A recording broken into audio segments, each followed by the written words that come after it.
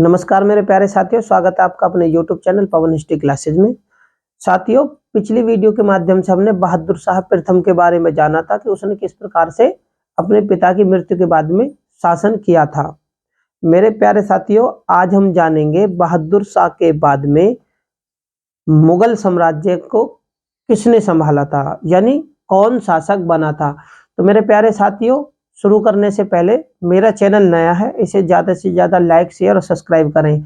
और हाँ, एक बात और कहनी चाहूँगा मेरे प्यारे साथियों, क्योंकि मैंने अभी तक मुगल साम्राज्य से संबंधित केवल सुल्तान यानी बादशाहों से संबंधित उनके परिचय और उन्होंने किस प्रकार से शासन शुरू किया था, यानी कि किस प्रकार से उन्होंने सिंहासन को कब्जाया था, उनके बारे में और उनके समय में कौन कौन सी महत्वपूर्ण घटनाएं घटी थी उनके बारे में जाना था। हम अपने आने वाली वीडियो के माध्यम से उनके सामाजिक, आर्थिक, धार्मिक, राजनीतिक गतिविधियों के बारे में भी जानेंगे कि उनसे संबंधित किस प्रकार से पेपरों में क्वेश्चन पूछे जाते हैं। तो अब हम शुरू करते हैं उत्तर मुगल काल। क्या ये जो हम आज आपको बताने जा रहे हैं जहांदार शाह है, यानी कि बहादुर शाह प्रथम के बाद बहादुर शाह प्रथम से ही लेकर और उसके बाद में यानी औरंगजेब के बाद में लगभग 52 वर्षों में 8 राजाओं ने, 8 सुल्तानों ने यानी बादशाहों ने शासन किया था। उनके समय को उत्तर मुगल काल के नाम से भी जाना जाता है। तो ये क्या है, जो जहांदार शाह है, होता क्या है, बहादुर शाह प्रथम के 4 पुत्र थे, जहांदार शाह, अजीमुस्सान, रफीउस्सान और जहांशान।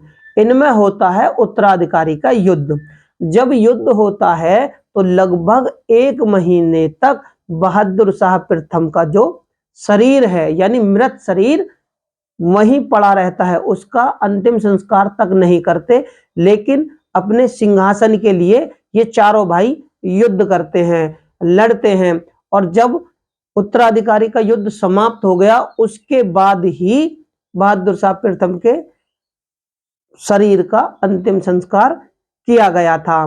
तो सिंहासन जो जाता है वो बहादुर शाह प्रथम के सबसे बड़े पुत्र जहांदार शाह के अधिकार में चला जाता है।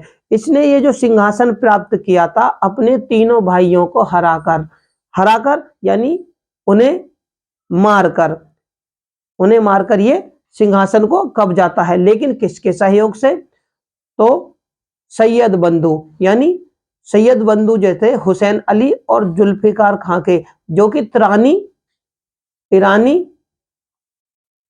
ईरानी थे वो, ठीक है ना, तो उन्हें आप ईरानी गुट का नेता भी कह सकते हैं। तो मेरे प्यारे साथियों, शुरू करते हैं जहांदार शाह मुगल साम्राज्य का। ये जो शासन करता है 1712 से 1713 ईस्वी तक ही केवल शासन कर पाता है। होता क्या है, ईरानी जो नेता थे जिनके सहयोग से इसने गद्दी कब्जाई थी यानी हासिल की थी, कौन था, जुल्फिकार खां, इसके सहयोग से इसने गद्दी कब्जाई और ये सुल्तान बन गया।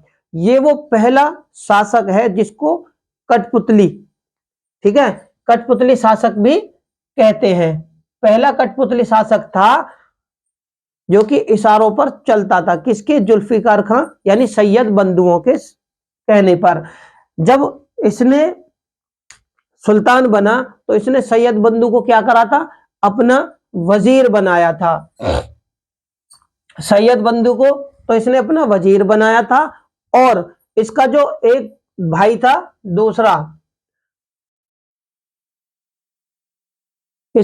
भाई जो हुसैन अली था उसे मीर बख्शी बनाया था।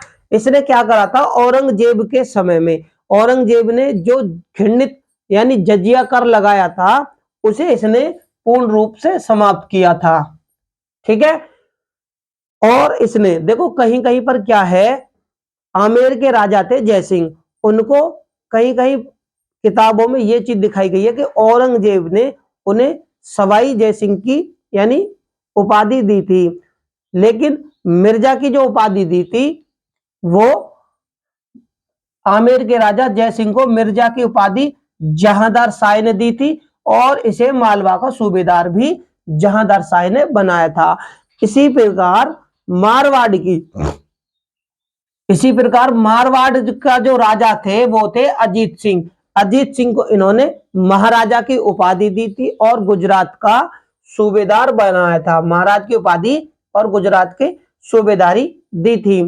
इनके शासनकाल को, यानी इसके शासनकाल को, जो कि लगभग 1 वर्ष का शासनकाल दिखाया गया है, उसमें सफी खां और कुंवर खां, ये दो एक ऐसे विद्वान हैं उस समय के, जो ये लिखते हैं कि इसका जो शासनकाल था वो गायकों, नृत्यकों, चटुकारकों का प्रयुक्त शासनकाल था, यानी नाटक कर्मियों का लिए ये अनुकूल इसका शासनकाल था।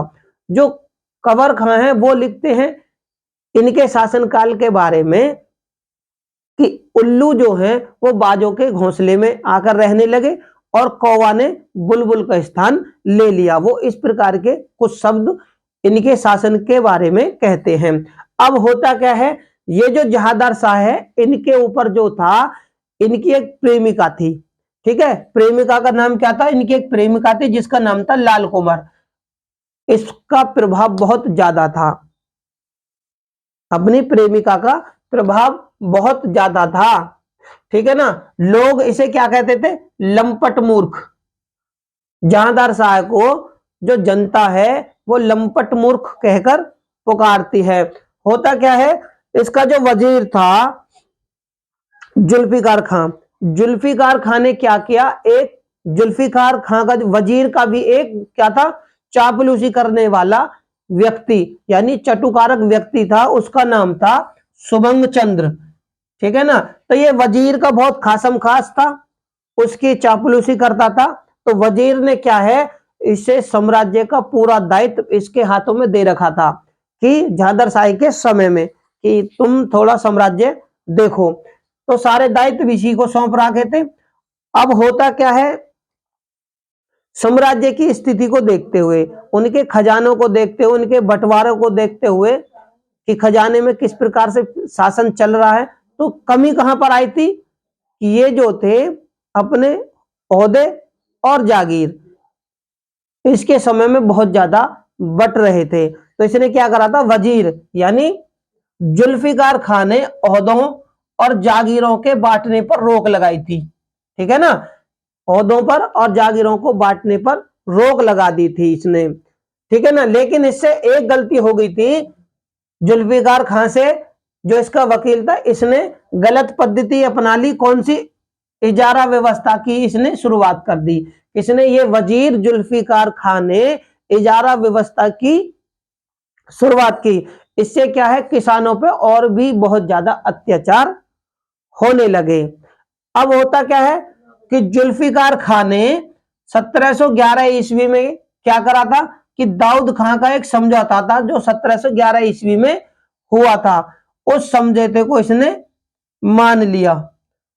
तो इसमें क्या था समझौते में? इसमें था मराठों से, इसमें मराठों को क्या था, चौथ और देशमुखी का अधिकार दे दिया। समझौते के अनुसार मराठों को चौथ और देशमुखी का अधिकार दे दिया, लेकिन उसमें एक शर्त रख दी। क्या थी कि जो चौथ और सरदेशमुखी उगाए जाएंगे यानी वसूल किए जाएंगे तो उसे मुगल सैनिकों के द्वारा ही किया जाएगा। अब होता क्या है कि इसने अपने सारे भाइयों को तो मार दिया, लेकिन अजीम उस्सान का एक पुत्र था फर्रुख सियर। क्या था? अजीम उस्सान का पुत्र कौन था? फर्रुख सियर। फर्रुख सियर ने अब क्या करा कि जिस प्रकार से इसने अपने भाइयों से युद्ध कर कर उत्तराधिकारी कर उन्हें मारकर सिंहासन कब्जाया, तो फर्रुख सियर ने, जो कि अजीम उस्सान का पुत्र था, उसने सैयद बंधुओं से मिलकर, किनसे? सैयद बंधुओं से मिलकर उनके सहयोग से जहांदार शाह को हटा दिया और उसकी हत्या करवा दी। ठीक है, इसकी हत्या जो होती है वो 11 फरवरी 1713 ईस्वी। ठीक है, तो जहांदार शाह की हत्या 11 फरवरी 1713 ईस्वी में इसकी हत्या कर दी जाती है, जो कि फर्रुख सियर और सैयद बंधुओं के द्वारा करी जाती है।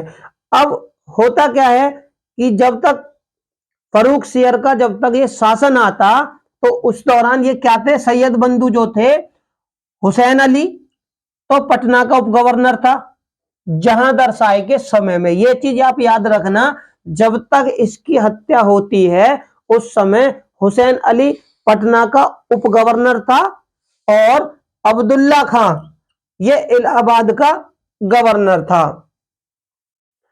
अब होता क्या है कि ये जहांदार शाह की हत्या कर दी जाती है।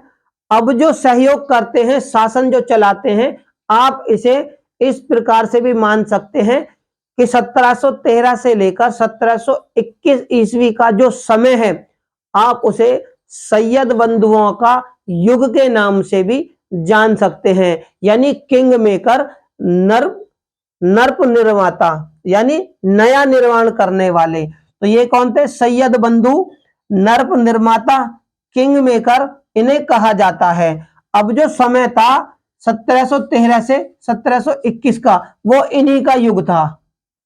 क्यों?